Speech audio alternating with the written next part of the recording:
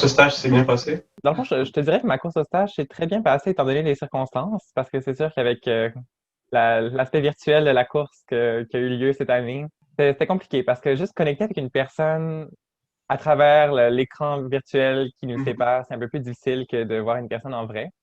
Il faut dire qu'une bonne partie de notre langage se situe dans le non-verbal, donc le fait de devoir parler devant un écran et parfois même au téléphone, quand il y avait des difficultés techniques, ça a compliqué un peu les choses. Puis, il y avait aussi le fait que j'étais en train de compléter un stage chez Stagman Elliott pendant ma course au stage. Donc, certains cabinets se sont montrés un peu plus hésitants par rapport à ma candidature, eu égard à ça. Mais malgré tout, j'ai réussi à m'en tirer avec un stage chez Langlois Avocat, dont je suis très heureux. Je pense que c'est vraiment une belle équipe. Puis, j'ai eu la chance de les rencontrer en vrai, finalement, à l'occasion d'un 5 à 7 que le cabinet organisait. Donc, je suis très enthousiaste à l'idée de commencer chez Langlois l'été prochain. Donc, est-ce que tu as des conseils pour se préparer? Oui, donc tout d'abord, je pense que c'est nécessaire de faire beaucoup de recherches sur les cabinets. Certaines personnes vont dire le contraire, mais je pense que personnellement, je me sens plus confiant quand je fais beaucoup de recherches. Mhm. Moi, je voulais pouvoir identifier des aspects qui permettaient de distinguer le cabinet des autres cabinets. Donc, on veut trouver une raison pour laquelle ce cabinet-là nous intéresse.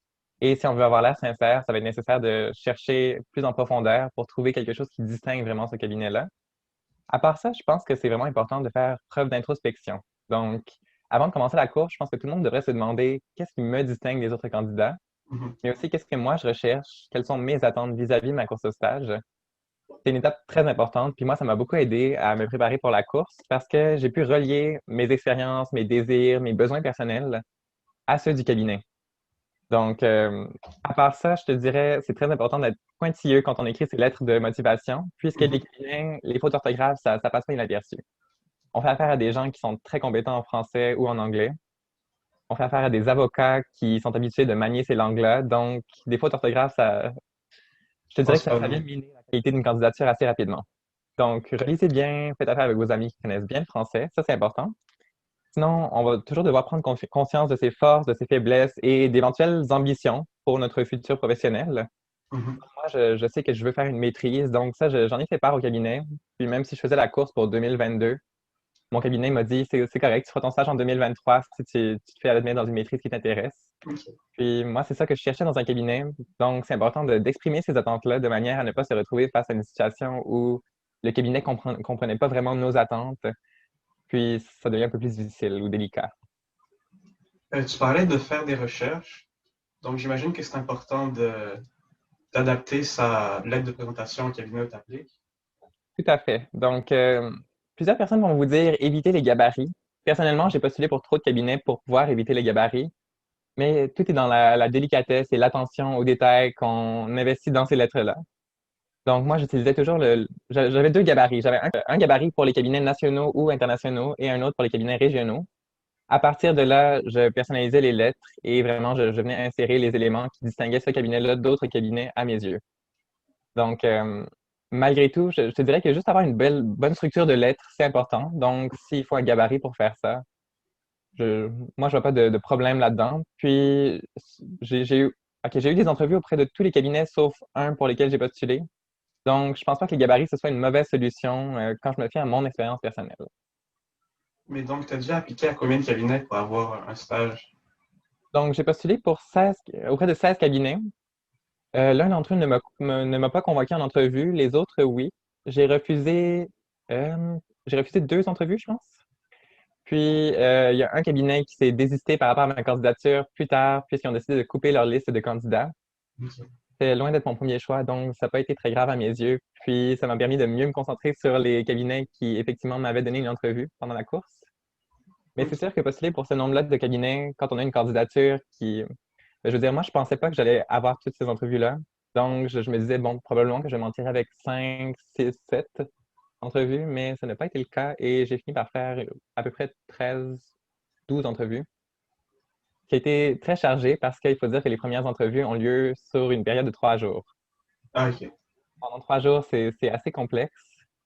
Puis peut-être que ça m'a empêché de me préparer adéquatement pour certaines de mes entrevues aussi. Malgré tout, je pense que ça s'est bien passé.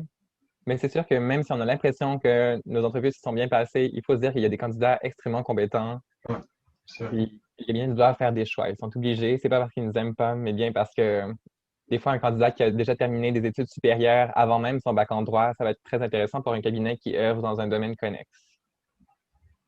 Et comment on fait pour se préparer aux entrevues, justement?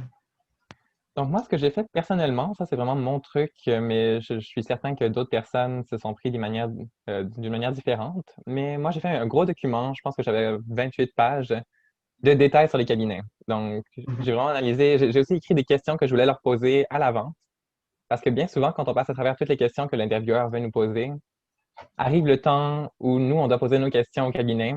Donc, on est un peu mal pris si on n'a pas préparé de questions à l'avance et si on n'a pas une question qui surgit dans notre tête comme ça. On veut éviter de laisser les choses au hasard. Donc, moi, je me préparais des listes de questions, je me préparais des détails sur les cabinets.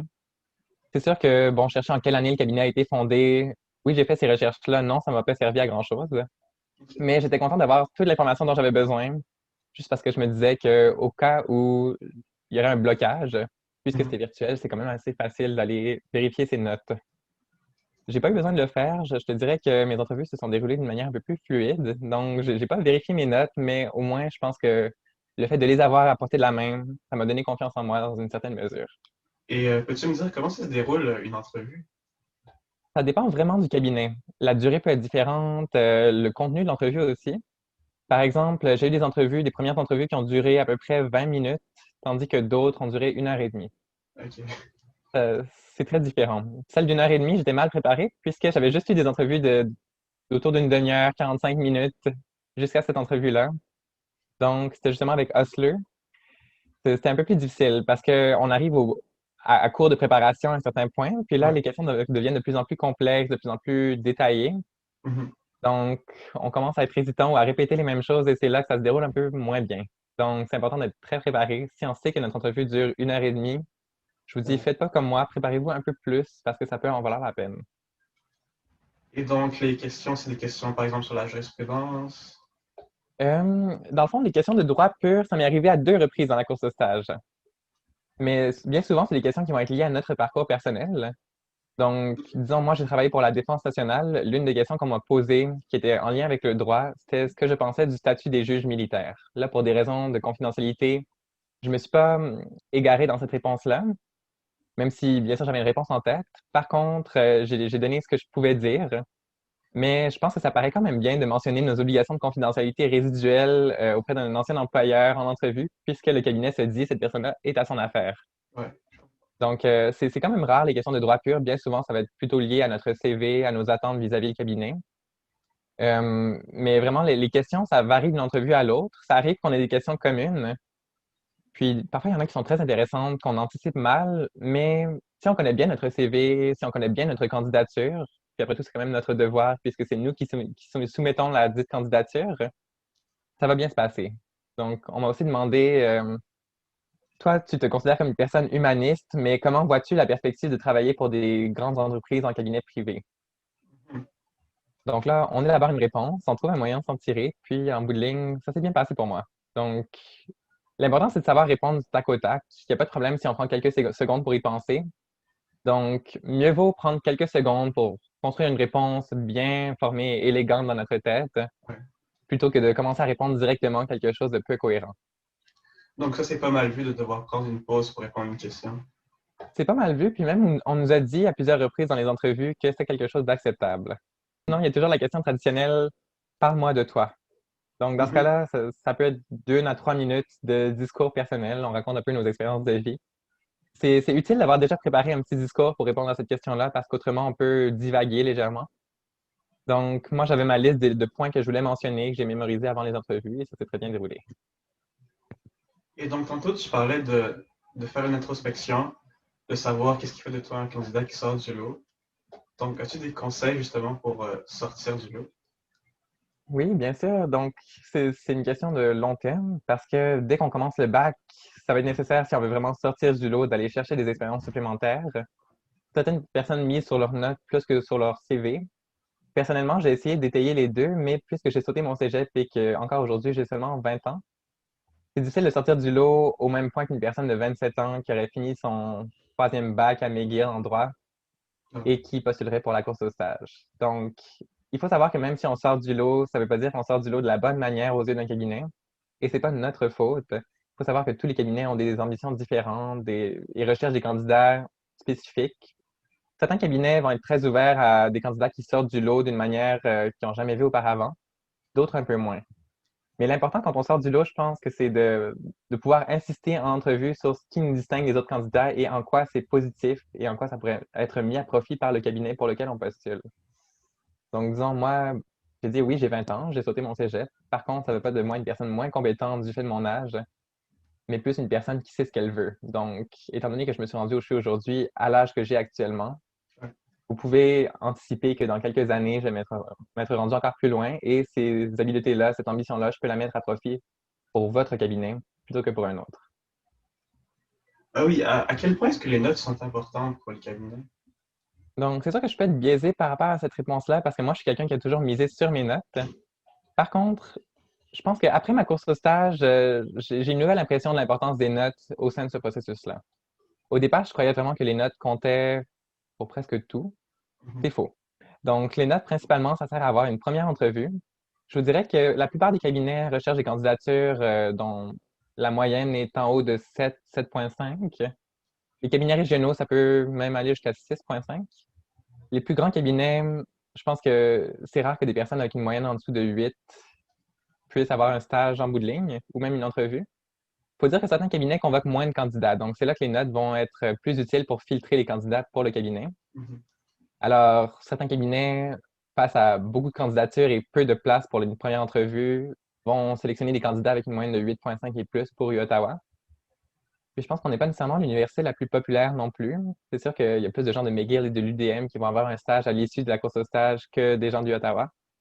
Mais malgré tout, il ne faut pas oublier qu'on vient d'une université qui nous facilite l'accès au bilinguisme, Ouais. non seulement, mais aussi à des institutions fédérales comme la Cour suprême, etc. Donc, je pense qu'il faut vraiment qu'on pense aux forces de notre université et de notre parcours. Puis en bout de ligne, si les notes, c'est pas la principale force de ta candidature, ben, il y a toujours moyen de miser sur un bon CV, sur des études antérieures, sur une perspective différente de la vie. Alors en bout de ligne, c'est vraiment la lettre de présentation qui va permettre à une personne qui aurait des moins bonnes notes de se démarquer des autres. Mhm. Parce que une personne qui a des moins bonnes notes pourrait avoir des moins bonnes notes parce qu'elle a décidé de s'impliquer davantage ailleurs, parce qu'elle a eu un emploi à temps plein pendant ses études. Vraiment, ça varie d'une personne à l'autre, mais je pense que c'est quand même important de donner le maximum à l'école, puisque c'est sûr que la course au stage, c'est peut-être pas fait pour les gens qui ont une moyenne en bas de 6. Ça va être très difficile dans ce cas-là d'avoir un stage, puisque les cabinets, des fois, ont une note de coupure, donc ils vont se dire une moyenne qui est en bas de telle note sur 10 ne pourra pas accéder à une première entrevue. Donc, les notes, ça va être important pour la première entrevue, mais pour le reste, ça devient de moins en moins important. Donc, j'imagine que si on n'a pas de stage à la fin de la course, c'est la fin du monde. Notre vie est terminée. Non, vraiment pas, vraiment pas. Donc, c'est sûr que la course, c'est un processus qui est très difficile, c'est très exigeant, puis ça peut être difficile de vouloir la refaire une deuxième fois d'affilée si la première fois, ça n'a pas fonctionné. Alors, pour quelqu'un qui fait sa course en deuxième année, puis ça ne fonctionne pas, je vous dirais, si vous êtes vraiment intéressé à travailler pour un cabinet qui participe à la course au stage à l'occasion de votre stage du barreau, et encore là, j'insiste sur le stage du barreau, puisque c'est pas un emploi à long terme qu'on vient chercher, mais bien un stage du barreau lors de la course. Dans ce cas-là, refaites la course une deuxième fois. Si la course vous a déplu, si vous ne pensez pas avoir la force de la refaire une deuxième fois, ben dans ce cas-là, faites votre barreau, trouvez une autre opportunité, un bon stage in-house dans une grande entreprise. C'est quoi les opportunités qui manquent? Puis bien souvent, on nous parle beaucoup de la course au stage, donc ça nous donne l'impression que c'est c'est le seul moyen de se rendre en grand cabinet ou tout simplement d'avoir une belle pratique ou une belle vie professionnelle. Mais c'est très faux, très faux. Donc, dans tous les cas, peu importe ce qui arrive lors de la course, la vie n'est pas terminée et il reste plein d'occasions d'avoir un bon stage. Et encore là, après le stage, bien souvent, les gens qui ont fait des stages en grand cabinet vont quitter les grands cabinets pour aller ailleurs. Personnellement, je pense que je vais entreprendre des études supérieures pour me rendre jusqu'au doctorat. Moi, j'aimerais bien enseigner à l'université. Donc, c'est pas la course au stage qui va déterminer la suite de votre parcours à long terme nécessairement. Si ça fonctionne, ben, tant mieux, bravo. Mais autrement, il y a plein d'autres moyens de vous rendre là où vous voulez être dans la vie. Si vous voulez travailler pour tel grand cabinet, je suis pas mal sûr que le grand cabinet recrute après la course au stage des avocats qui ont 1 à 3 ans de pratique, encore plus même. Donc vraiment, ne vous en faites pas avec ça. Puis ne minimisez surtout pas l'importance des acquis que vous avez faits outre l'obtention d'un stage durant la course. Par exemple, si vous avez rencontré des professionnels qui vous ont beaucoup inspiré, n'oubliez pas que c'est quelque chose que la course a pu vous amener. qu'elle soit fructueuse ou non. Donc, il faut remettre les choses en perspective, puis ça peut être difficile directement après la course, si à la date des appels, on n'a pas reçu d'appel. Ouais. Mais quelques jours plus tard, il faut réfléchir puis se dire, oui, j'ai été heureux de participer au processus, même si ça n'a pas fonctionné, puis j'en ai retiré telle ou telle chose. C'est là qu'on peut vraiment être en paix avec nous-mêmes. Donc, je pense pas qu'il faut se dire que c'est la fin du monde ou quoi que ce soit. Et donc, au final, est-ce que tu aurais un dernier conseil à me donner? Donc, je pense que mon dernier conseil, ce serait vraiment, bon, c'est un peu stéréotypé, mais je vous dirais, faites-vous confiance. La confiance en soi, ça paraît très bien aux yeux des membres d'un panel d'entrevue, mais aussi, ça nous permet de nous dire qu'on vaut peut-être plus que la valeur que les gens nous attribuent. Donc, même si ça n'a pas fonctionné, même si le cabinet ne vous a pas aimé suffisamment pour vous convoquer en deuxième entrevue, l'important, c'est de ne pas perdre cette confiance en soi-là qui fait qu'on veut se rendre loin dans la vie. C'est pas parce qu'on a subi un petit échec comme ça que ça va déterminer le restant de notre carrière. Puis, ne vous abaissez pas à un niveau où vous perdez votre dignité ou votre respect pour vous-même non plus. C'est important. Donc, c'est sûr qu'on est tous là à se battre pour un stage en grand cabinet. Par contre, l'important au bout de ligne, c'est de rester la personne qu'on est, une personne intègre, une personne fidèle à ses valeurs. Alors, ça vaut pas la peine de se démolir intérieurement pour ça. Donc, merci Arnaud d'être venu à l'émission. Ça fait très plaisir. Merci à toi de m'avoir reçu. Bonne journée. Merci à toi aussi. Bye.